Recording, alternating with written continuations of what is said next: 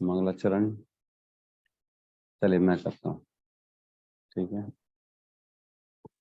Start करते हैं। ओम अज्ञानतिमिरन्धस्य ज्ञानाञ्जनशलाकया चक्षुरुन्मिलितं येन तस्मै श्रीगुरुवे नमः। नमो विष्णुपादाय कृष्णपृष्ठाय भूतले श्रीमते भक्तिवेदान्त स्वामीति नामिने। नमस्ते सरस्वती देवे गौरवाणी प्रचारिणे निर्विशेष शून्यवादी पाश्चात्य देशतारिणे। जय श्री कृष्ण चैतन्य प्रभु नित्यानंद श्री अद्वैत गदाधर श्रीवासादि गौर भक्तवृंद। हरे कृष्ण कृष्ण कृष्ण हरे हरे, हरे राम राम राम हरे हरे। हरे कृष्णा। तो कल तक हमने पढ़ा 3 श्लोक, कल हमने पढ़े। फटाफट से कौन पढ़ेगा अनुवाद तीनों श्लोकों का? मैं पढ़ूं प्रभु जी? पढ़िए बिल्कुल प्रभु जी। जी प्रभु जी। तो हमने कल 3 श्लोक पढ़े थे। 38वें श्लोक में भगवान कृष्ण कहते हैं, हे महाभाव कृष्ण, क्या ब्रह्म प्राप्ति के मार्ग से भ्रष्ट ऐसा व्यक्ति 37 से ओके सॉरी प्रभु जी। 37 अर्जुन ने कहा, हे कृष्ण, उस असफल योगी की गति क्या है जो प्रारंभ में श्रद्धा पूर्वक आत्म साक्षात्कार की विधि ग्रहण करता है, किंतु बाद में भौतिकता के कारण उससे विचलित हो जाता है और योग सिद्धि को प्राप्त नहीं कर पाता। आगे भगवान कृष्ण कहते हैं, हे अर्जुन, हे महाभाव कृष्ण, क्या ब्रह्म प्राप्ति के मार्ग में भ्रष्ट ऐसा व्यक्ति आध्यात्मिक तथा भौतिक दोनों ही सबलताओं से क्षुब्ध नहीं होता, छिन्न भिन्न बादल की भांति विनष्ट नहीं हो जाता, जिसके फलस्वरूप उसके लिए किसी लोक में कोई स्थान नहीं रहता। उसके बाद फिर अर्जुन कहते हैं, हे कृष्ण, यही मेरा संदेह है और मैं आपसे इसे पूर्णतः दूर करने की प्रार्थना कर रहा हूँ। आपके अतिरिक्त अन्य कोई ऐसा नहीं है जो इस संदेह को नष्ट कर सके। तो अर्जुन ने कुछ क्वेश्चंस पूछे। अर्जुन ने कृष्ण जी से कुछ क्वेश्चंस पूछे थे कि जो योगाभ्यास में तो लगा हुआ है, इस मार्ग में तो लगा है, इस विधि को ग्रहण करता है, लेकिन किसी कारणवश भौतिक या फिर कोई और उसका शरीर छूट जाए या उसकी इंद्रियां वापस दो भौतिक में आने को तड़पती रहें, उसने छोड़ दिया भक्ति का मार्ग किसी के बहकावे में आके या किसी कोई दूसरा संप्रदाय ज्वाइन कर लिया, तो उसकी स्थिति क्या होती है?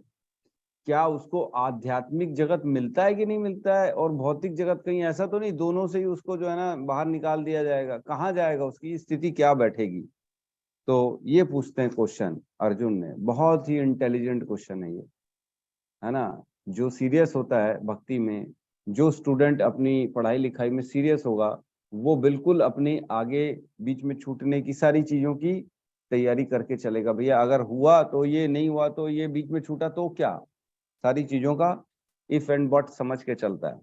ठीक है, तो अब हम जो है ना बहुत ही संवेदनशील हिस्से में अपन प्रवेश करने जा रहे हैं। 40, 41, 42 और 43, ये जो है ना 44 तक अपने को ना यही सब पढ़ेंगे और बहुत इंपॉर्टेंट है। एक एक शब्द, एक एक अनुवाद अच्छे से पढ़ेंगे ताकि हमको मालूम रहे कि क्या स्थिति होने वाली, क्योंकि हम इसी इसी इन्हीं चारों श्लोकों में कहीं ना कहीं हम भी बैठेंगे। पूर्ण रूप से तो होने वाली है नहीं, पतित हैं, इंद्रिय जो है ना इंद्रियां छोड़ती नहीं है, भौतिक संसार छूटा नहीं हमसे, हमारी क्या गति होगी? हम यहीं कहीं बैठेंगे। अब 40 में 40 जीरो लेवल है, 41 1 लेवल है, 42 2 लेवल है, 43 3 लेवल है, 44 4 लेवल है। जैसे लेवल होता है ना आदमी की, सबसे बढ़िया बेस्ट हो गया 4 लेवल। जीरो मतलब ग्राउंड में, ग्राउंड फ्लोर में ही बैठा है, अभी चालू ही नहीं हुई उसकी लिफ्ट। पहले फ्लोर में पहुंचना है, सेकंड फ्लोर में, थर्ड फ्लोर में, फिर आखिरी जाके 4th फ्लोर में, टॉप मोस्ट लेवल में। तो अभी जीरो लेवल में देखते हैं क्या भगवान आंसर देते हैं इसको अपने अर्जुन को। ठीक है, श्री भगवान उवाच पार्थ न एव नामुत्र विनाशस्तस्य विद्यते न ही कल्याणकृत किश्चित दुर्गतिम तात गच्छति। भगवान ने कहा, हे पृथा पुत्र, कल्याण कार्यों में निरत योगी का न तो इस लोक में और ना ही परलोक में ही विनाश होता है। हे मित्र, भलाई करने वाला कभी बुराई से पराजित नहीं होता। तो ये वाला जो क्वेश्चन है, ये आंसर है ना 6.38 में पूछा अर्जुन ने कि क्या ऐसे व्यक्ति की आध्यात्मिक तथा भौतिक दोनों ही सफलताओं से च्युत नहीं होता। तो इसका आंसर है नहीं भैया, वो कहीं गिरता नहीं है। सबसे पहले तो बेसिक चीज ये समझ लो कि ना ही आध्यात्मिक ना ही भौतिक, दोनों संसार में उसको कभी भी कोई भी फेलियर का सामना करके बाहर नहीं जाना पड़ता, और उसको ना ही इस लोक में ना ही परलोक में उसका विनाश होता है। परलोक मतलब जो ऊपर के लोक हों, चाहे भौतिक जगत चाहे आध्यात्मिक जगत, ये लोक हो गया भौतिक और बाकी सारे आध्यात्मिक हो गए ब्रह्मांड के बाहर। हे मित्र, भलाई करने वाला कभी बुराई से पराजित नहीं होता। बहुत इंपॉर्टेंट है कि जो भलाई कर रहा है, जो अच्छे कार्य में लगा है ना, वो कभी भी नीचे नहीं गिरता। सपोज करो किसी ने उसका मेंटली उसको जो है ना बड़ा प्रेशर मार दिया। देखो ऐसे ही हुआ था रशिया में, जब शुरुआत में रशिया में प्रचार हो रहा था ना, रशिया की गवर्नमेंट बहुत सख्त थी, उनको प्रचार करने नहीं देती थी, और इस्कॉन वालों को वो लोग ना बहुत गंदे तरीके से ट्रीट करते थे। जिसके पास भी वो भगवत गीता मिलती थी ना, उसको जेल में डाल देते थे। बहुत मुश्किल रही वहां पे प्रचार करने में। वहां पे जो जो शुरुआती दौर में जितने भी थे ना अपने श्रील प्रभुपाद के भक्त, उन्होंने बहुत ही तकलीफ झेली।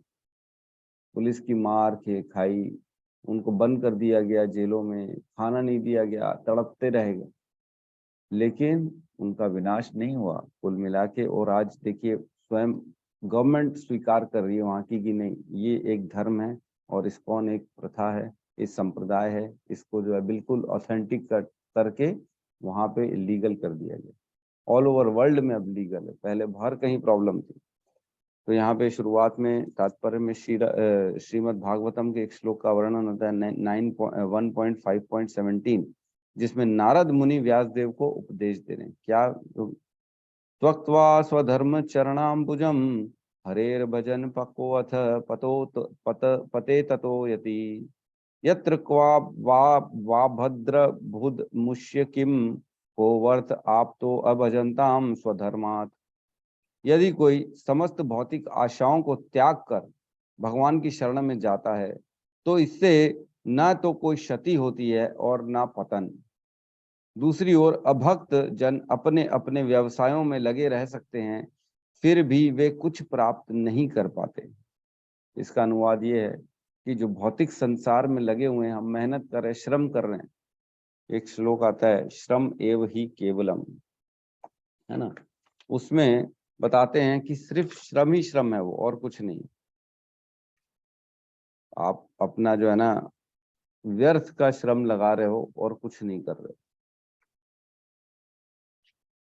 जो बगैर भगवान के, जिसमें भगवान नहीं है, जिसमें आप जो भी कार्य में कृष्ण को नहीं रख रहे हो, तो वो सिर्फ श्रम एव ही केवलम। 1.2.8 श्रीमद् भागवतम 1.2.8। हाँ, यहाँ पे अनुवाद पढ़ रहा हूं मैं। मनुष्य द्वारा अपने पद के अनुसार संपन्न की गई वृत्तियां यदि भगवान के संदेश के प्रति आकर्षण उत्पन्न ना कर सके, तो वो निरी व्यर्थ का श्रम होती है। मतलब जो भी अगर हम संपन्न कर रहे हैं अपने पद के, अपने श्रम के, अपने बॉडी, अपनी स्थिति के अनुसार, यदि वह भगवान के संदेश के प्रति आकर्षण उत्पन्न ना कर सके, तो वो श्रम एव ही केवलम। तो 1.2.8 इसको आप पढ़ सकते हो कि इसमें लिखा है धर्म के अनुसार अगर कार्य करे तब तो ठीक है, आपका जो है श्रम, आपका जो आपने जहाँ पे भी लगाया अपनी मेहनत, वो आपको कहीं ना कहीं रिटर्न मिलेगा। लेकिन जहाँ धर्म नहीं है, तो वो सिर्फ श्रम एवं ही केवलम, व्यर्थ का आपने अपना बॉडी को परेशान कर दिया, कुछ नहीं मिलेगा उससे। ठीक है, तो इसमें कहते हैं आगे, भौतिक लाभ के लिए अनेक शास्त्रीय तथा लौकिक कार्य हैं। जीवन में आध्यात्मिक उन्नति अर्थात कृष्ण भावनामृत के लिए योगी को समस्त भौतिक कार्यकलापों का परित्याग करना होता है। तो देखो इसमें ये लिखा है कि आपको कृष्ण भावनामृत के लिए भौतिक कार्यकलापों का परित्याग करना पड़ता है। तो ये इसका मतलब ये नहीं है कि आप अपना काम काज छोड़ो और चलो हरिद्वार, ऐसा नहीं। इसका मतलब ये है कि चिंतन, आपका भाव, आपके अंदर का जो इंटरेस्ट है वो उसमें भगवान रहने चाहिए। काम तो करना है, भगवान बोले स्वधर्म इज वेरी इंपॉर्टेंट, आप स्वधर्म से पीछे नहीं हट सकते हो। आगे आएगा, हम पढ़ेंगे इसी में, पीछे तीसरे अध्याय का हम रेफरेंस लेंगे जहाँ पे भगवान बताते हैं कि बहुत इंपॉर्टेंट अपना काम करना, उसको छोड़ के आप त्याग करके आपको कोई गति नहीं मिलेगी। आपको अपना काम करते रहना है और साथ ही साथ भगवान का चिंतन भी करते रहना है। ठीक है, तो कोई यह तर्क कर सकता है कि यदि कृष्ण भावनामृत पूर्ण हो जाए तो इससे सर्वोच्च सिद्धि प्राप्त हो सकती है, किंतु यदि यह सिद्धि प्राप्त न हो पाई तो भौतिक तत्व एवं आध्यात्मिक दोनों दृष्टि से मनुष्य को क्षति पहुंचती है। शास्त्रों के आदेश है कि यदि वह स्वधर्म का आचरण नहीं करता तो उसे पाप फल भोगना पड़ता है। अतः जो दिव्य कार्यों को ठीक से नहीं कर पाता उसे फल भोगना होता है। तो खुद ही यहाँ पे लिख रहे हैं श्रील प्रभुपाद कि अगर जो अपना स्वधर्म, जितने भी आपके ऊपर धर्म है, वो अगर ढंग से आप निर्वाह नहीं करते हो तो आपको पाप लगेगा। कहाँ कहाँ हमने पढ़ा था, याद है आपको?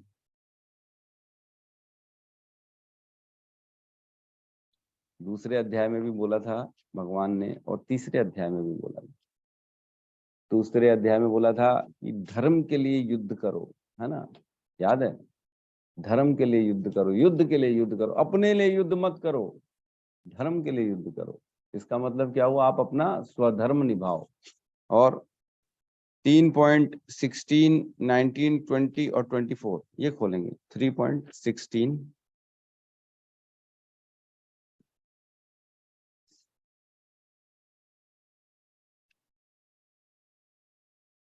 3.16 पेज नंबर 136। यहाँ कहते हैं, हे प्रिय अर्जुन, जो मानव जीवन में इस प्रकार वेदों द्वारा स्थापित यज्ञ चक्र का पालन नहीं करता वह निश्चित ही पापमय जीवन व्यतीत करता है। ऐसे व्यक्ति केवल इंद्रियों की तुष्टि के लिए व्यर्थ ही जीवित रहते हैं। मतलब इसमें लिखा है कि जो वेदों के अनुसार काम नहीं करता, इंद्रिय तृप्ति में लगा रहता है, तो वो पाप करता है। और 19 में कहते हैं, अतः कर्म फल में आसक्त हुए बिना मनुष्य को अपना कर्तव्य समझकर निरंतर कर्म करते रहना चाहिए, क्योंकि अनासक्त होकर कर्म करने से उसे परब्रह्म की प्राप्ति होती है। क्लियर लिखा है कि आपको अपना कर्तव्य समझकर निरंतर कर्तव्य करना चाहिए। 20 में कहते हैं, जनक जैसे राजाओं ने केवल नियत कर्मों को करने से ही सिद्धि प्राप्त की थी, अतः सामान्य जनों को शिक्षित करने की दृष्टि से तुम्हें कर्म करना चाहिए। जनक राजा का भी एग्जाम्पल दिया था कि सिर्फ वो जो उनके ऊपर ड्यूटी थी सिर्फ उसके लिए वो कर्म करते थे, बाकी उनके अंदर से कोई अटैचमेंट नहीं था कि मैं राज्य भोगूं, मैं राजा बनूं, प्रजा के ऊपर अपना जो है ना वर्चस्व चलाऊं और चारों ओर जो है ना भोगूं। ऐसा कोई उनकी इंटेंशन नहीं था, उनका इंटेंशन तो बिल्कुल ही नहीं था, भक्ति का इंटेंशन था। लेकिन क्योंकि राजा बन गए थे वो, इसलिए वो अपना कर्म करते थे, नियत कर्म करना। और 24 में कहते हैं, यहाँ कहते हैं, यदि मैं नियत कर्म ना करूं तो ये सारे लोग नष्ट हो जाएंगे, तब मैं अवांछित जन समुदाय वर्ण संकर को उत्पन्न करने का कारण हो जाऊंगा और इस तरह संपूर्ण प्राणियों की शांति का विनाशक बनूंगा। तो बताते हैं ना कि जैसे जैसे यत यत आचरति श्रेष्ठ तत्त देवे तरो जना, है ना, स यत प्रमाणम कुरुते तनुवर्तते। मतलब एक श्लोक आया 21 जिसमें बोलते हैं जो जो लीडर, जो जो मेन आदमी काम करते हैं ना, लोग उसको फॉलो करते हैं। तो तुम भी अर्जुन मेन में से हो, लीडर्स में से। तुम ऐसे आचरण मत करो जिससे लोग तुम्हारे को फॉलो करें और युद्ध भूमि छोड़ छोड़ के भगना चालू कर दें। तो ऐसे भगवान अपने लिए भी बताते हैं कि अगर मैं भी अपने कर्म ना करूं तो लोग मेरे को फॉलो करेंगे और वर्ण संकर हो जाएगा, जन समुदाय जो है ना पूरा भ्रष्ट हो जाएगा। तो इस प्रकार पाप लगता है अगर हम अपने स्वधर्म को नहीं निभाएंगे तो। ठीक है, आगे ये भागवत पुराण का एक करता है, आश्वस्त करता है कि असफल योगी को चिंता करने की आवश्यकता नहीं है। भले ही उसे ठीक से स्वधर्म आचरण न करने का फल भोगना पड़े तो भी वह घाटे में नहीं रहता, क्योंकि शुभ कृष्ण भावनामृत कभी विस्मृत नहीं होता। जो इस प्रकार से लगा रहता है उसे अगले जन्म में निम्न योनियों में भी जन्म लेकर पहले की भांति भक्ति करता है। दूसरी ओर जो केवल नियत कार्यों को दृढ़ता पूर्वक करता है, किंतु यदि उसमें कृष्ण भावना का अभाव है तो आवश्यक नहीं कि उसे शुभ फल प्राप्त हो। तो अगर भक्ति में लगा रहेगा तो बिल्कुल श्योर है, उसके धर्म जो है ना, हमने पढ़ा था, नेह अभिकम नाशवस्ति प्रत्यवायो न विद्यते, मतलब इसका कभी भी हानि नहीं होती, हास नहीं होता, रिएक्शन नहीं होता धर्म के कार्य का, वो हमेशा आपके साथ चलता है, अलग अलग अलग अलग अलग योनियों में चलता है। देखो क्या होता है, एक होता है शरीर, मन और जो है ना अहंकार, ठीक है, ये हमारा स्थूल शरीर है, और एक तरफ होती है चेतना। तो जे एक जीवन हमने जिया, उसकी चेतना हमको मिली, उसमें चेतना हमने कितनी डेवलप की धर्म के हिसाब से। अगर हमने चेतना 2-5% लेवल डेवलप की, तो ये तीनों शरीर तो हमारा छूट जाएगा, लेकिन फिर दूसरा शरीर मिलेगा, कुत्ते का शरीर, बिल्ली का शरीर, उसमें वो चेतना उतनी की उतनी रहेगी, ऐसा नहीं कि वो नीचे गिर जाएगी। फिर जब मनुष्य का शरीर मिलेगा काफी योनियों बाद, फिर उस चेतना से दोबारा हमको ऊपर उठने का मौका मिलता है, वो चेतना एज इट इज रहती है। तो कई बार देखा गया है, कुछ लोग भक्ति में प्रवेश करते हैं और फटाफट फटाफट फटाफट ग्रोथ हो जाती है उनकी, समझ में नहीं आता, अरे प्रभु जी हम तो 5 साल से लगे हुए, ये 2 साल में आए और देखो कहाँ पहुंच गया, और ये सब याद हो गया, हर चीज उसको समझ में आ गई है, गीता पढ़ ली, हर चीजों का श्लोक भी याद हो गया, पता नहीं कैसे याद हो गया, और फटाफट बोले जा रहा है बोले जा रहा है। क्यों? क्योंकि वो पढ़ चुका है भाई, प्रभु जी उतना वहां पहुंच चुका है, उस लेवल तक वो, अभी मौका मिला इस जीवन में, इस शरीर में आया तो मौका मिला, फटाफट वहां जो एग्जिस्टिंग उसकी चेतना थी वहां तक पहुंच जाएगा। लेकिन अब उसके ऊपर की ग्रोथ के लिए उसको फिर बहुत मेहनत करनी पड़ेगी। तो जितनी उसने ऑलरेडी फिक्स डिपॉजिट था उसके पास, वहां तक फटाफट उसकी चेतना पहुंच जाएगी। भक्ति में देखेंगे 1 साल में ही बहुत आगे निकल गया वो, एक ही साल में बोले 16 माला भी करता है, भगवत गीता भागवतम सब पढ़ डाला। बोले अरे बाप रे, हम देखते हैं ऐसा हुआ है, बहुत लोग करते हैं।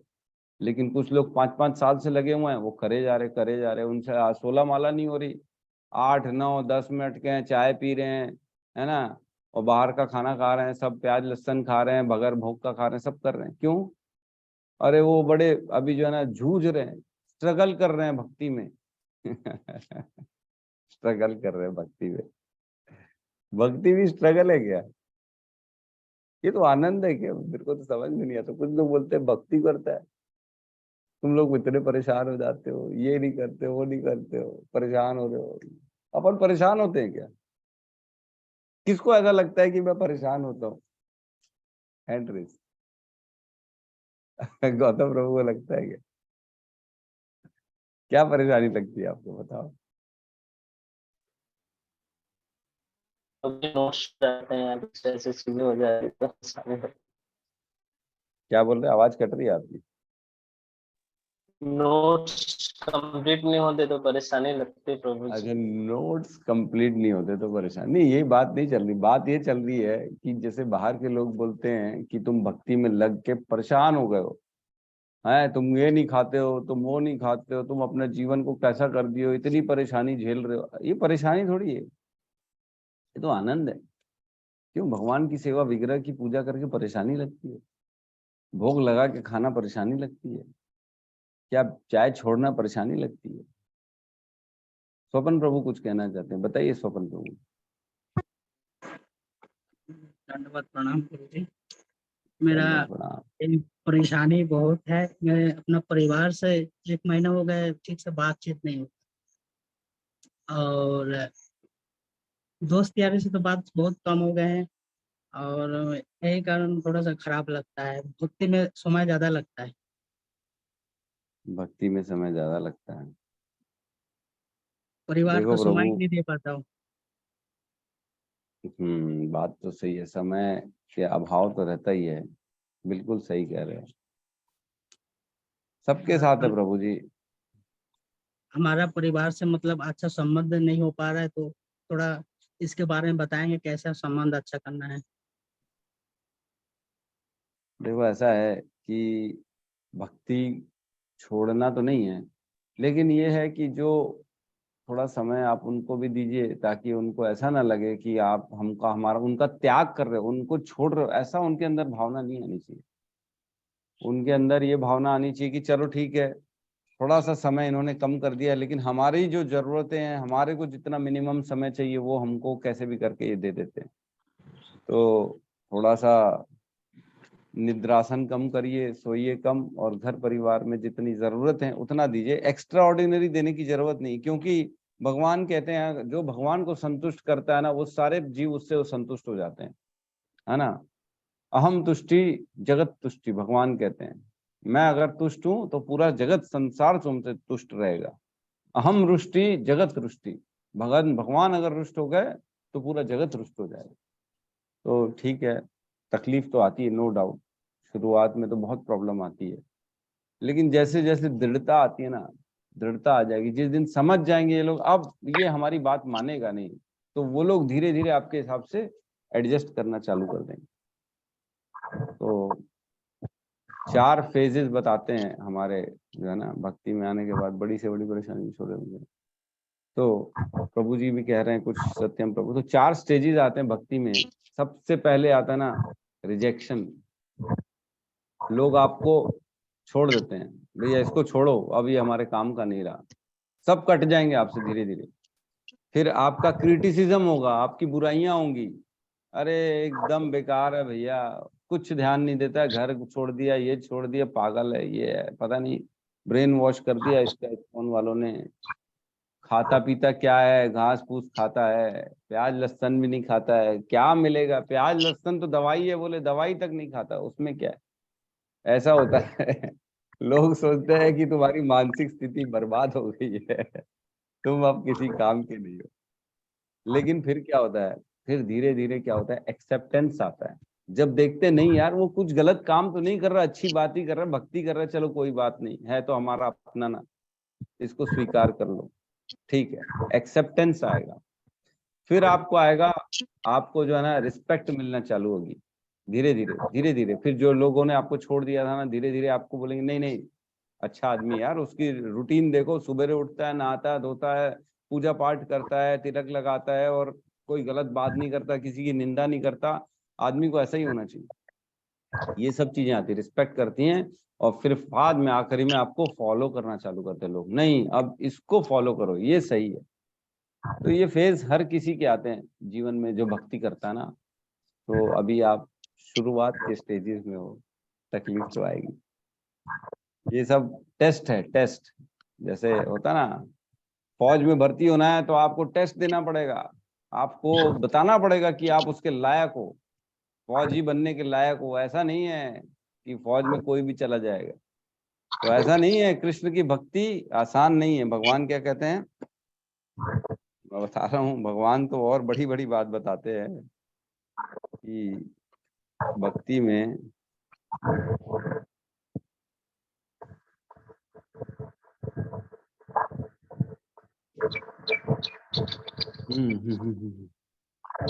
हाँ, श्रीमद् भागवतम में श्लोक आता है 10.88.8 में, इसमें कहते हैं भगवान, यदि मैं किसी पर विशेष रूप से कृपा करता हूँ, सुनिएगा बड़ा इंपॉर्टेंट है, आप म्यूट कर लीजिए प्रभु जी, आपके में से बहुत आवाज आ रही है। स्वपन प्रभु, चलो मैंने म्यूट कर दिया आपको। तो यदि भगवान कहते हैं, बड़ा इंपॉर्टेंट है, सुनिए, यदि मैं किसी पर विशेष रूप से कृपा करता हूं तो मैं धीरे धीरे उससे उसका धन से वंचित कर देता हूं। सुनिए कृष्ण क्या कह रहे हैं, अगर विशेष कृपा चाहिए कृष्ण की तो सबसे पहले क्या करेंगे, आपको उसको, आपको धन से वंचित कर देंगे।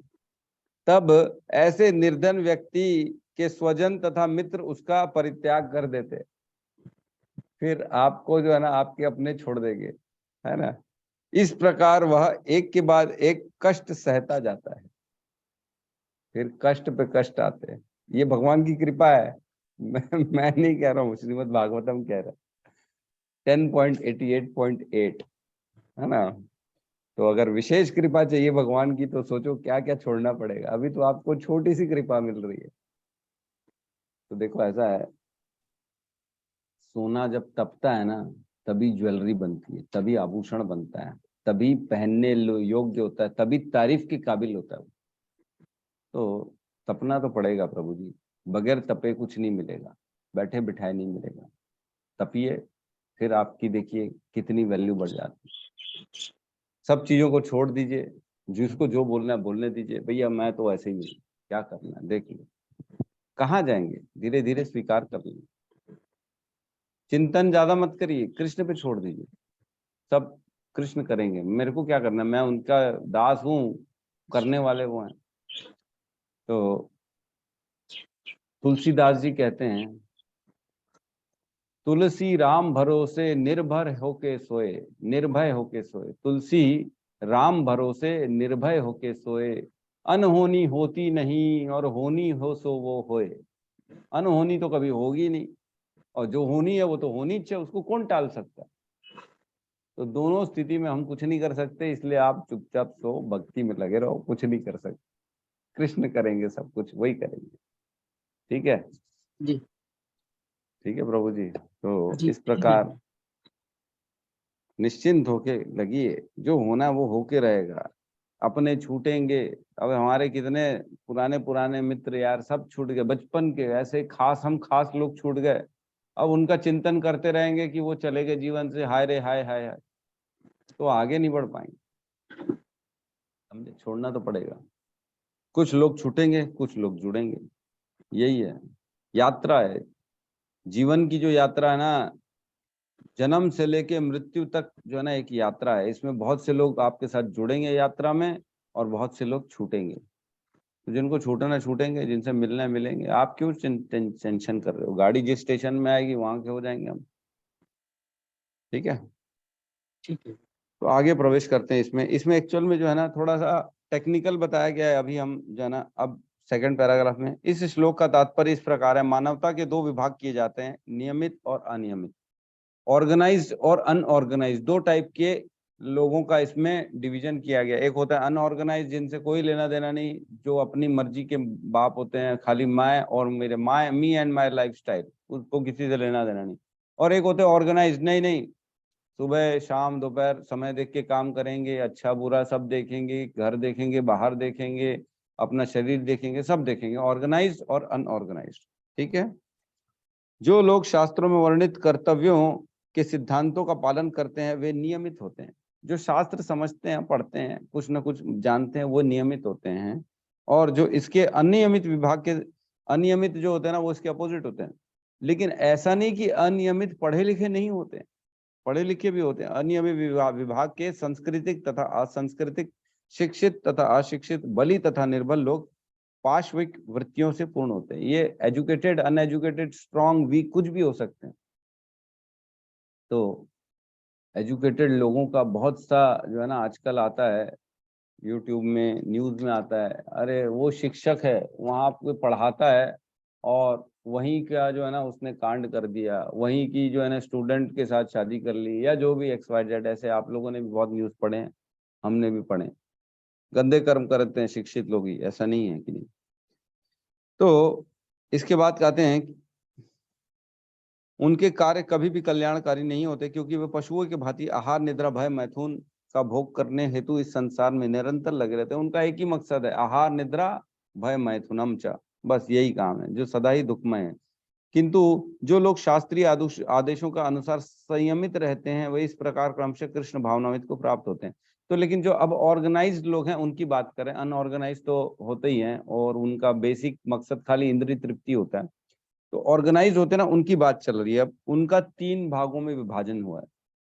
जो शास्त्र पढ़ते हैं, जो सब चीज समझते हैं, खाना आहार निद्रा भय मैथुन के बारे में गंभीर से सोचते हैं कि यही जरूरी नहीं है जीवन में, इसके अलावा और भी कुछ है। तो उसके बारे में बताया गया है कि 3 प्रकार कल्याण मार्ग के अनुयायियों के 3 विभाग विभाजित किए जा सकते हैं। भौतिक संसार का, भौतिक संपन्नता का उपभोग करने वाले शास्त्रीय विधि विधानों के अनुयायी, वो लोग प्रॉपर करते भी हैं और पूजा पाठ भी करते हैं, है ना, विधि विधान को फॉलो करते हैं, उपवास रखते हैं, देवी माँ का भंडारा करेंगे, लेकिन प्रॉपर अपना जीवन भी जिएंगे, बढ़िया घर संसार, पैसा खर्चा करेंगे, अपना भोग भोगेंगे, घूमेंगे फिरेंगे, ऐश करेंगे, सब करेंगे। पहला ये हो गई कैटेगरी। और दूसरी कैटेगरी हो गई इस संसार से मुक्ति पाने के लिए प्रयत्नशील लोग, जो समझ गए कि अब मेरे को मुक्ति चाहिए। उसके लिए क्या करते हैं, वो वेद पढ़ते हैं, ध्यान योग करते हैं, ज्ञान योग करते हैं, इसका अनुष्ठान करेंगे, वो बाबा जी के चले जाएंगे, उनकी सेवा में चले जाएंगे, वो जो है ना, दंडवत ही दंडवत करेंगे। जो है ना, पता लगा परिक्रमा लगा रहे हैं पिछले 5 सालों से, गोवर्धन की परिक्रमा लगा रहे हैं, बस मुक्ति चाहिए और कुछ नहीं चाहिए, बस मुक्ति चाहिए। ठीक है, ऐसे भी लोग होते हैं। तो ऐसे लोग भी जो है ना, जब वो होता है 12-12, 13-13 साल में, कौन सा एक वो होता है ना, कुंभ मेला प्रभु जी। कुंभ मेला। कुंभ मेला में पता नहीं कहाँ कहाँ से योगी आ जाते हैं, इतने इतने सारे योगी आ जाते हैं। और जो है न्यूज कवरेज में देखने को मिलते हैं, इतनी भीड़ आ जाती है, बोले पता नहीं कौन कौन सी गुफाओं से निकल निकल के आ गए हैं। तो वो लोग कौन है? वो मुक्ति के लिए इच्छुक हैं। ठीक है। और तीसरी कैटेगरी आ गई कृष्ण भावनामृत के भक्त। थर्ड कैटेगरी में अपन बैठते हैं, जो इस्कॉन के डिवोटी हैं। तो इसमें कहा गया, जो पहली वाली है ना, जो भोग भोगते हैं शास्त्रों के अनुसार, उसमें भी दो श्रेणियां विभाजित की गई हैं, सकाम कर्मी और इंद्रिय तृप्ति की इच्छा न करने वाले। एक निष्काम और एक सकाम। सकाम मतलब कर्मकांडी भी आ गए, उपवास रख रहे हैं, ये अनुष्ठान कर रहे हैं, मेरे को ये मिल जाए, बेटा मिल जाए, वो मिल जाए, सबके लिए कर रहे हैं। और एक दूसरा होता है निष्काम कर रहे हैं, नहीं नहीं मेरे को कुछ नहीं चाहिए, जो प्रभु जाए वो, बाकी अपना भोग भोगते चलेंगे। ठीक है। तो इसमें कहा गया है सकाम कर्मी जीवन के उच्च स्तर तक उठ सकते हैं, यहाँ तक कि स्वर्ग लोक तक जा सकते हैं, तो भी वे इस संसार से मुक्त होने के कारण सही ढंग से शुभ मार्ग का अनुगमन नहीं कर सकते। तो सकाम कर्मी और कर्मकांडी स्वर्ग तक जा सकते हैं अच्छे कर्मों के आधार पे, दान दक्षिणा यज्ञ किया है तो वो स्वर्ग तक जाएंगे। लेकिन क्या परमानेंट है? कुछ परमानेंट, ये सब जीरो हो जाएगा, खत्म हो जाएगा कहानी। और इसके आगे शुभ कर्म तो वो है जिससे मुक्ति प्राप्त हो। तो एग्जैक्टली हमको शुभ कर्म यहाँ पे बता रहे हैं ना अनुवाद में, शुभ कर्म भलाई करने वाला, बुराई नहीं। तो भलाई कौन सी, शुभ कौन सा कर्म होता है? जो मुक्ति प्राप्त हो।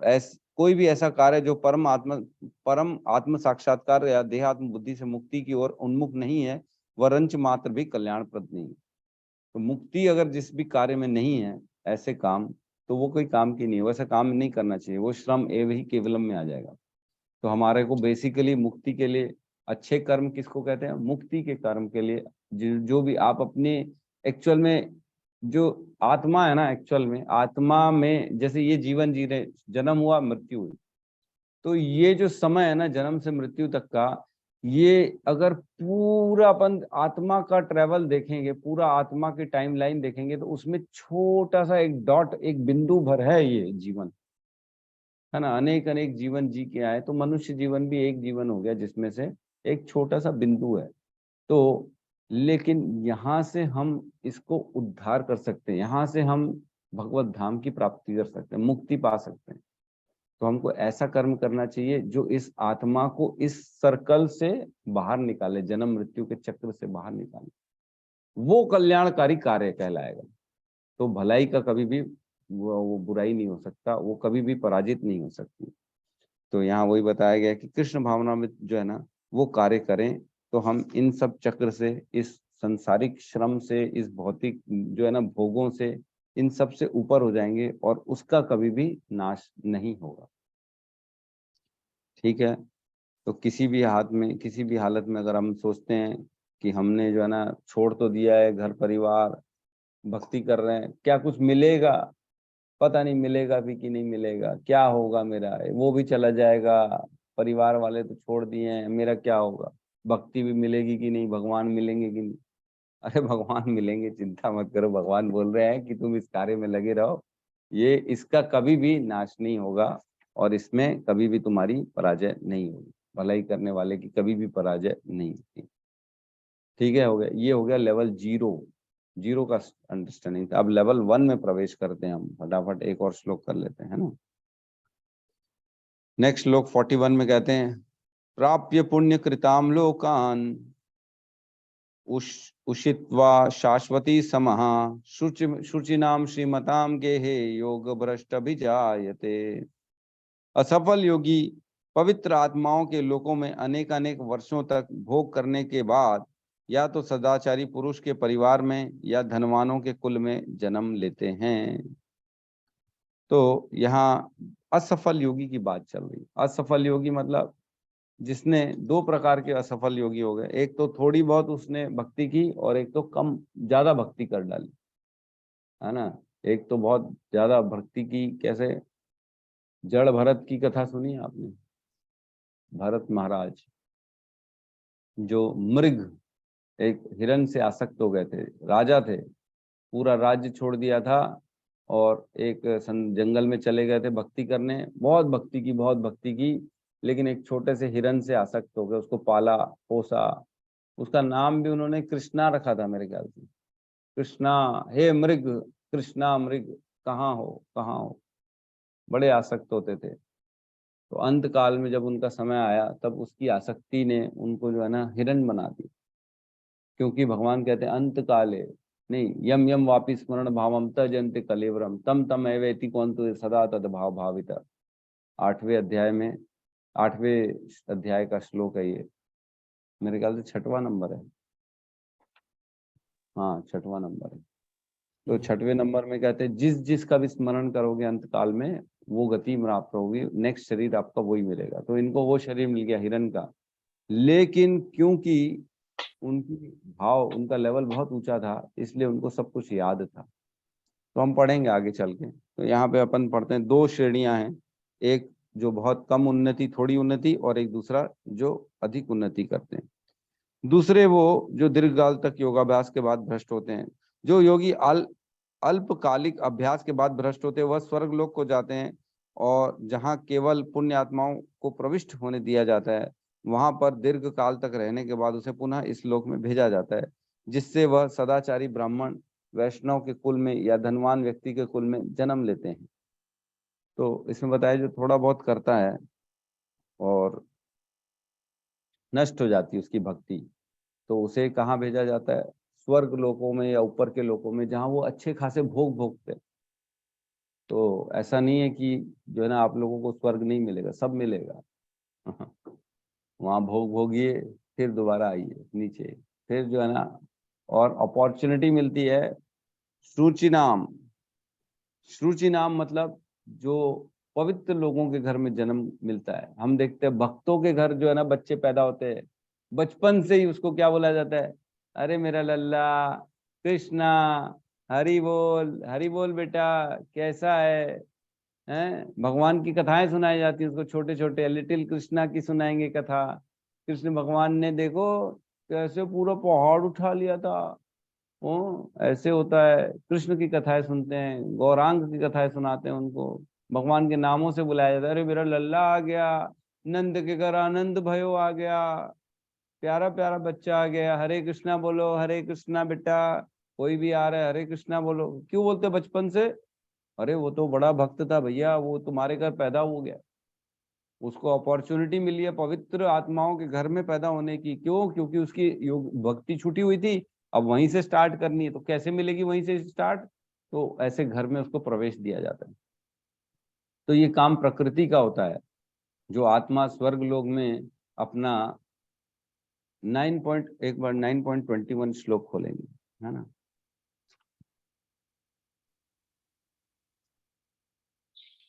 यहाँ कहते हैं ते त्वं भुक्त्या स्वर्गलोकं विशालम क्षिणे पुण्य मृत्युलोकम विशन्ति एवत्रयी धर्मनुप्रपन्ना गतागतम काम कामा लभन्ते। इस प्रकार जब वे विस्तृत स्वर्गीय इंद्रिय भोगों को भोग लेते हैं और उनके पुण्य कर्मों के फल क्षीण हो जाते हैं तो वे इस मृत्यु लोक में पुनः लौट आते हैं। इस प्रकार जो तीनों वेदों के सिद्धांतों में दृढ़ रहकर इंद्रिय सुख की गवेषणा करते हैं उन्हें जन्म मृत्यु का चक्र ही मिल पाता है। तो जब हम स्वर्ग लोक में जाते हैं अपने पुण्य कमा के, तो एक समय आता है कि वो पुण्य खत्म हो जाते हैं, भोग भोगते भोगते भोगते। जैसे रिचार्ज करते हैं हम अपना मोबाइल, 300 रुपए 500 रुपए का रिचार्ज करते हैं, यूज करते एक दिन समय आता है कि रिचार्ज खत्म, फिनिश, अब आपको यूज करने नहीं दिया जाएगा क्योंकि आपका रिचार्ज खत्म हो चुका है। तो वैसी स्वर्ग लोग भी, आपने जितने पुण्य किए, रिचार्ज हो गया था, भोग भोगा भोगा भोगा भोगा, अब रिचार्ज खत्म, पुण्य खत्म, अब निकलो यहाँ से बाहर। स्वर्ग से आपको बाहर जो है ना रखा जाएगा बालकनी में और ऐसे धक्का दे दिया जाएगा, नीचे जाओ वापस, अब आपका समय खत्म हो चुका है यहाँ पे। फिर जो होती है ना आत्मा, बादलों में आती है, बादलों में प्रवेश करती है वो आत्मा, और बादलों के बाद बारिश के साथ वो नीचे जमीन में आती, पृथ्वी लोक में, और जमीन में आती है, अन्न क्षेत्र में प्रवेश करती है। अन्न क्षेत्र में वो अन्न के अंदर चली जाती है पानी के द्वारा, पेड़ पौधों में जैसे पानी देते हैं, पेड़ पौधे तब हरे भरे होते हैं, फल फूल लगते हैं उसमें, तो उन फलों में अन्न के अंदर जो है ना प्रवेश करती है आत्मा। फिर अन्न आप लोग खाते हो, निकालते हो, उसको चक्की में पीसते हो, आटा बनाते हो, उसको जो है ना गैस में पकाते हो, पकेगी तो नहीं, जलेगी तो नहीं, क्योंकि नैनम छिंदंती शस्त्राणी नैनम दहती पावक, पावक आग में भी नहीं जलती आत्मा, कुछ नहीं होता। तो रोटी के अंदर बैठी हुई है आत्मा, खाए हमने रोटी, हमारे शरीर में प्रवेश कर गई, हमारे शरीर में प्रवेश कर गई, फिर धीरे से वो वीर्य के माध्यम से स्थापित हो जाती गर्भ में। ये काम प्रकृति का होता है, प्रकृति देखती है इस आत्मा को इस घर में जगह देना है, इसके कर्मों के अनुसार ये घर प्रॉपर है, तो ऐसे घुमा फिरा के अन्न उसी के मुख में प्रवेश होता है जिसके घर में उस आत्मा को जन्म लेना है।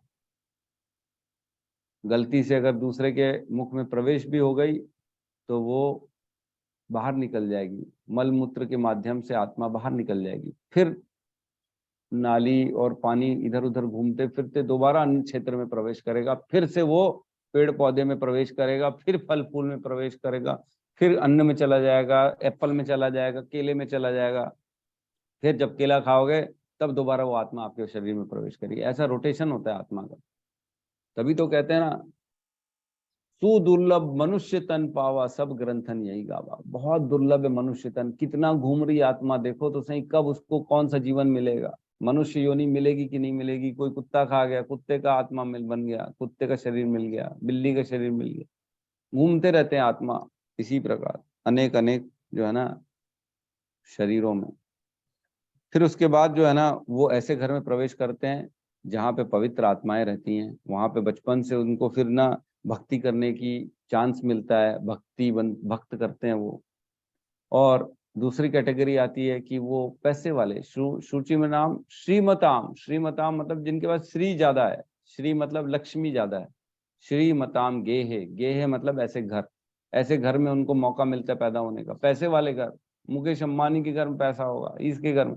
हमारा जीता जाता एग्जाम्पल है अमरीश दास, जो कि एल्बर्ट बुश जो है ना, एल्बर्ट बुश फोर्ड है, फोर्ड कंपनी के मालिक हैं, हमारे इस्कॉन के डिवोटी हैं।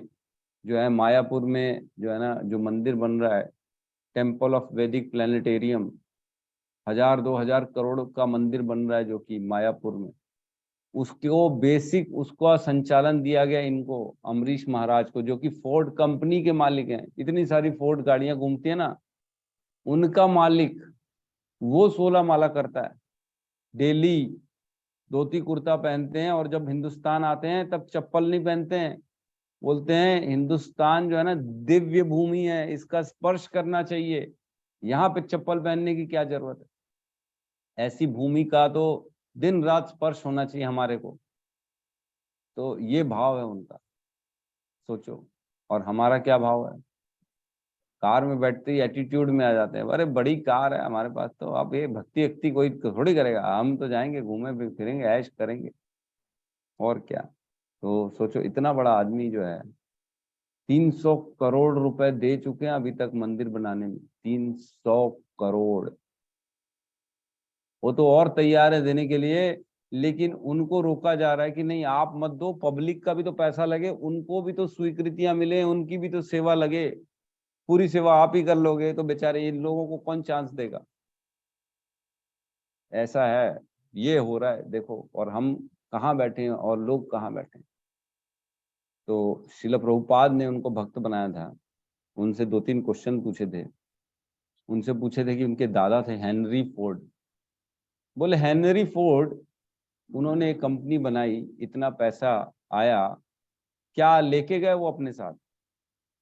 तो इन्होंने एल्बर्ट फोर्ड ने बोला कुछ नहीं ले गए। तो बोले आपको पता है कि वो कहाँ पे गए, क्या उनका हुआ, इतना जो पैसा किया श्रम किया वो उनकी गति क्या हुई, कहाँ है, कौन सी स्थिति में। तो बोले मेरे को ये भी नहीं मालूम। बोले तुम जाओगे तो तुम अपने साथ कुछ लेके जाओगे।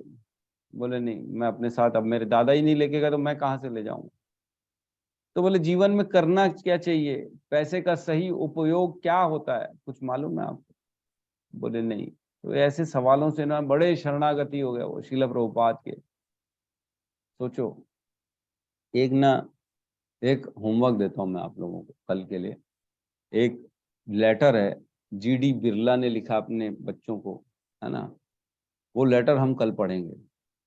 वो आपको निकालना है लेटर, है ना, और ग्रुप में भेजना है, और कल हम क्लास स्टार्ट होने के पहले वो लेटर पढ़ेंगे। फर्स्टली वो लेटर, फिर हमारी क्लास स्टार्ट होगी, क्योंकि वो लेटर बहुत इंपॉर्टेंट है, बहुत संस्कारिक लेटर है। मतलब जो पैसे वाला होने के बाद भी जो है ना, जो भाव होना चाहिए वो है। वो इतना पैसे वाला होने के बाद उन्होंने अपने मृत्यु के उपरांत एक लेटर लिखा था, जो मृत्यु के बाद मिला था उनके बच्चों को, जिसमें बताया गया था कि क्या करना चाहिए क्या नहीं करना चाहिए। जीडी बिरला, जिन्होंने अपने बच्चों को लिखा था।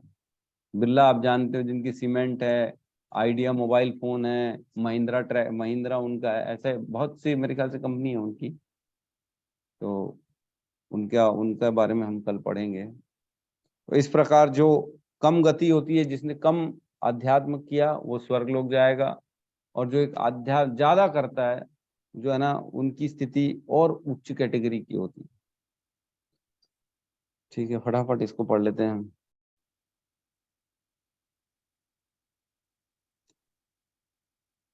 योगाभ्यास का वास्तविक उद्देश्य कृष्ण भावनामृत की सर्वोच्च सिद्धि प्राप्त करना है, जैसे कि इस अध्याय के अंतिम श्लोक में बताया गया है। किंतु जो इतने अध्यवसायी नहीं होते और जो भौतिक प्रलोभन के कारण असफल हो जाते हैं, उन्हें अपनी भौतिक इच्छाओं की पूर्ति करने की अनुमति दी जाती है ना। तत्पश्चात उन्हें सदाचारी या धनवान परिवारों में संपन्न जीवन बिताने का अवसर प्रदान किया जाता है। ऐसे परिवारों में जन्म लेने वाले इन सुविधाओं का लाभ उठाते हुए अपने आप को पूर्ण कृष्ण भावनामृत तक ऊपर ले जाते हैं। तो उनको फैसिलिटी दी जाती है एक्चुअल में। जितना आपने पुण्य किया, तो जितना हम पैसा खर्चा करते हैं ना, होटल जाते हैं, उतनी फैसिलिटी मिलती है हमको। रूम्स में गीजर मिलेगा, ये मिलेगा, ब्लैंकेट मिलेगा, साफ टॉवेल मिलेगा, शैम्पू मिलेगा, सब मिलता है। जितना खर्चा करोगे उतना आपको फैसिलिटी मिलेगी। वैसी है, जितना आपने भक्ति की उतनी आपको फैसिलिटी देंगे भगवान। आपको पैसे वाले घर में पैदा करेंगे, आपको बचपन से ही सारे ग्रंथ मिलेंगे, शिक्षा मिलेगी, ऐसे परिवारों में उठना बैठना मिलेगा, बचपन से माला मिलेगी, सब मिलेगा। अब आपको मेहनत करने की जरूरत नहीं है, रोजी रोटी के लिए परेशान होने की जरूरत नहीं है, दिन रात श्रम करने की जरूरत नहीं है। आप चुपचाप बैठो, भक्ति करो और कुछ मत करो। भगवान इसलिए ये सारी चीजें फैसिलिटी देते हैं कि ठीक है, इसकी आधे में छूट गई थी, अब पूर्ण कर ले बेटा। लेकिन वो तो लगा रहता है अपनी भोग भोगने में, तो कैसे करोगे, पूर्ण कैसे होगी। ठीक है, तो यहाँ पे हम इनका जो है ना, वो आज का जो है ना, इसका तात्पर्य, इसका एक्सप्लेनेशन बंद करते हैं। किसी का कोई क्वेश्चन हो तो ले सकते हैं फटाफट।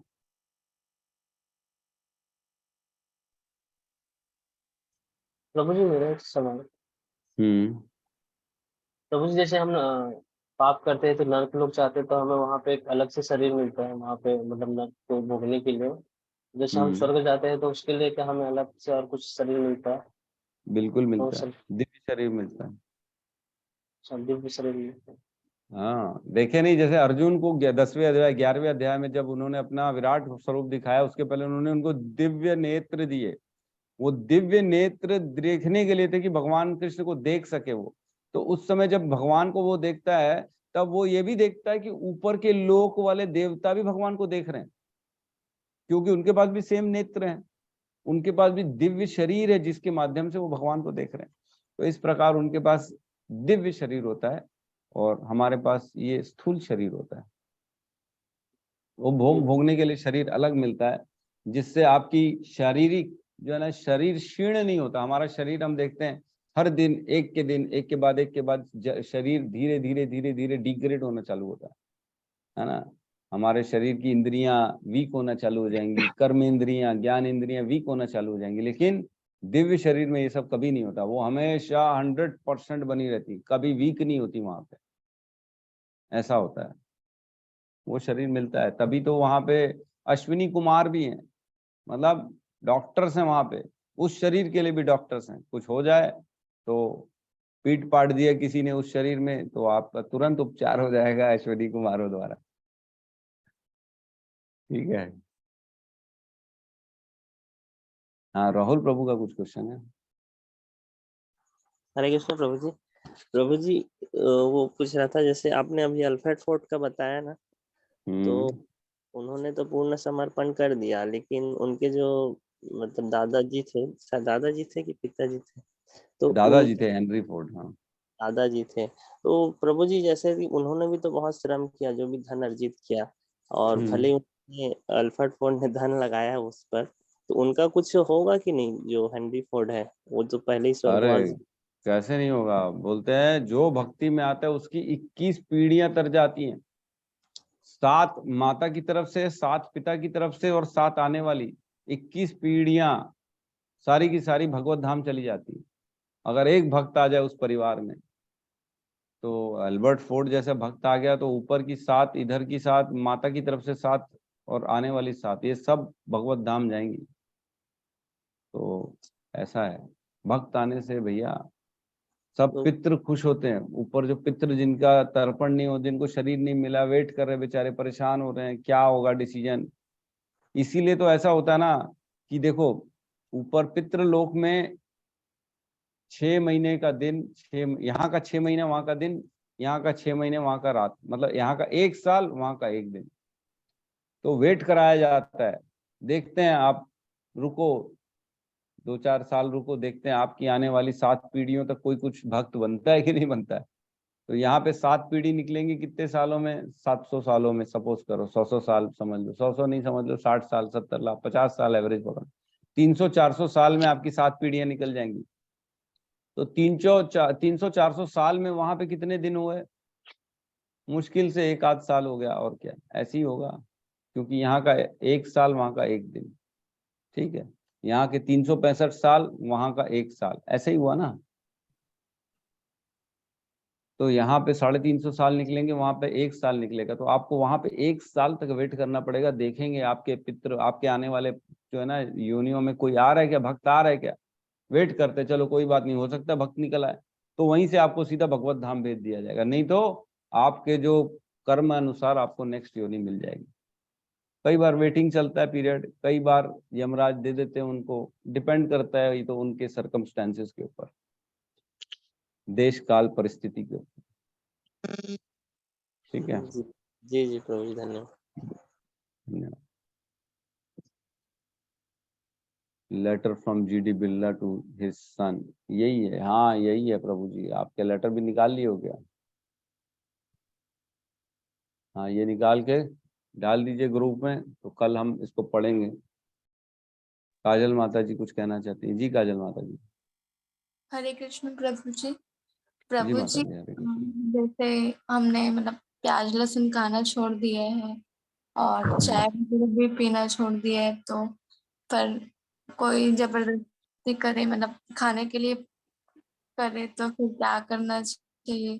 क्योंकि मैं तो खाना नहीं चाहती, पर जैसे घर में भी उतना नहीं करते, लेकिन फिर भी बोलते हैं कि नहीं खाओ, आपको खाना ही पड़ेगा, मतलब कुछ कंडीशन रख देते हैं, तब क्या करना चाहिए?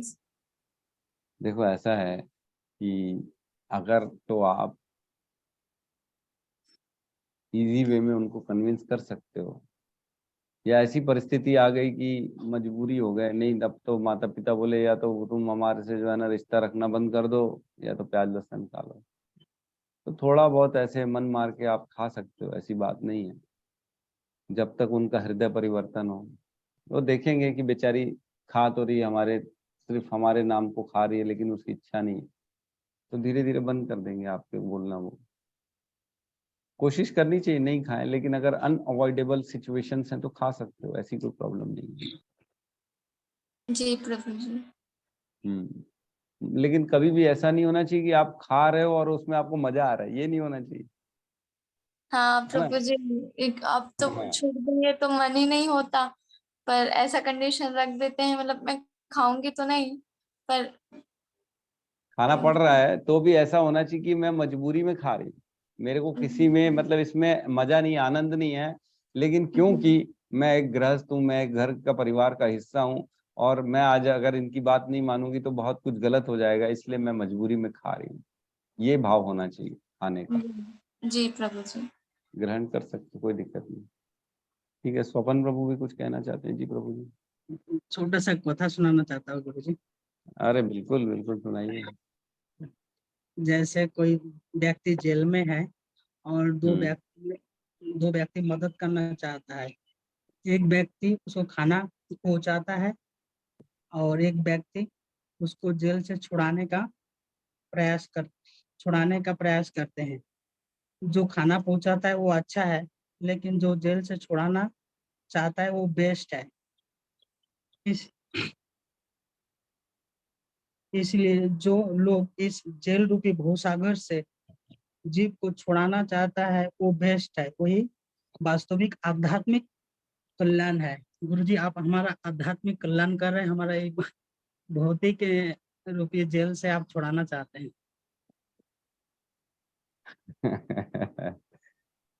मैं एक्चुअल में मैं खुद जो है ना इस जेल में आपके जैसे फंसा हुआ हूँ। मेरे भी पीछे बैठे हुए मेरे गुरु जी, वो मेरे को कृपा दे रहे, तो थोड़ी बहुत मैं दे पा रहा हूँ।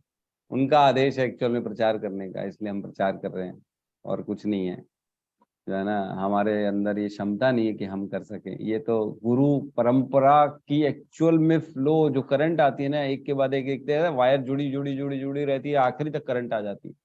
वो वैसी है, ये ऊपर से करंट आ रही है तो हमारे माध्यम से आगे बह रही है, हमारे अंदर कुछ नहीं है। तो ये सही है। कहते हैं मूकम करोति वाचलम पंगुम लंघते गिरम यत कृपा कर हम वंदे परमानंद माधवम गुरु दीन तारणम। मतलब गूंगा बोलने बैठता है, गूंगा भी बोलना चालू कर देता है, लंगड़ा भी पहाड़ क्रॉस कर जाता है। कैसे? यत कृपा कर हम वंदे, जिसके ऊपर कृपा आती है ना, किसकी? गुरु दीन तारणम परमानंद माधवम। गुरु की कृपा है और भगवान की कृपा है, वो ये सब कर सकता है, और कोई नहीं कर सकता। तो कृपा है बस, और कुछ नहीं है। कृपा के माध्यम से आपको हमको सबको चलना है। जितना जितना हम अपने गुरुओं पे भरोसा करेंगे, जिसके जिसके माध्यम से ज्ञान मिल रहा है उसको हम जितना हम उस पे भरोसा करेंगे ना, वो देखेंगे कि ऑलरेडी हृदय में हमारे अंदर सब परिवर्तन होना चालू हो जाएगा। विश्वास आ जाएगा अपने कर्मों पे, कृष्ण पे। फिर किसी की चिंता नहीं रहेगी। कोई मिले, किसी का साथ मिल रहा है, छूट रहा है, उससे कोई फिक्र नहीं पड़ेगी, क्योंकि कृष्ण साथ है हमारे।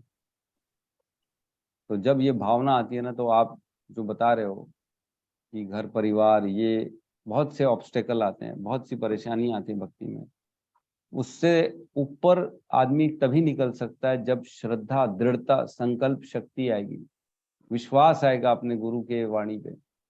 तो सबसे ऊपर निकल जाओगे, फिर सब धीरे धीरे आपको फॉलो करना चालू कर देंगे। जैसे मैंने बताया 4-5 स्टेजेस आते हैं, वो स्टेज आ जाएंगे, फिर आपको लोग फॉलो करना चालू कर देंगे।